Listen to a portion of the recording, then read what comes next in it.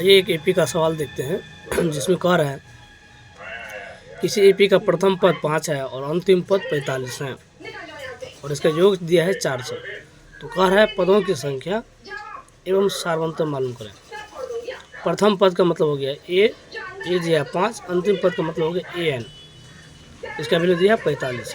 तो कह रहा है और इसका योग दिया है मतलब एस एन दिया है 400।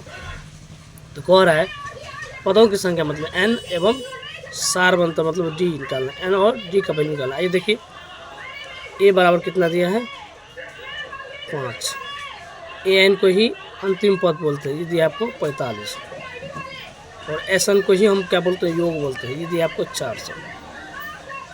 इसलिए लिखेंगे एस एन का फॉर्मूला होता है एस एन योग बराबर एन बटे 2 into a plus a n. ठीक है, एस एन बराबर n by 2 into a plus a n हो गया।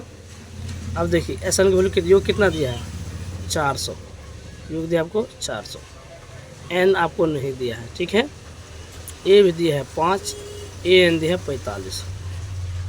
ठीक है, क्रॉस मल्टीप्लाई गुना कीजिए, 4 गुना 200 बराबर हो गया एन इंटू हो गया 45 और 5 कितना हो गया 50,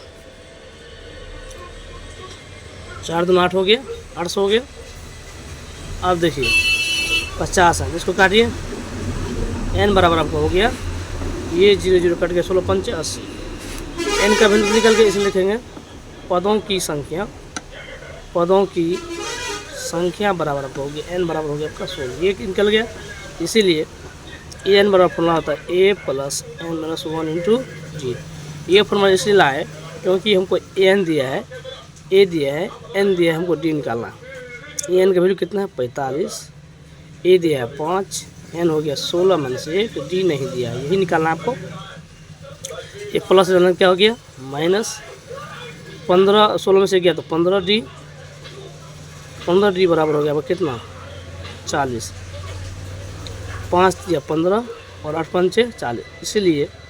इसीलिए डी बराबर हो गया 8/3, यही आपको आया। तो डी निकल गया, डी का मतलब सारवंतर, और एन निकल गया जिसका मतलब होता है पदों की संख्या।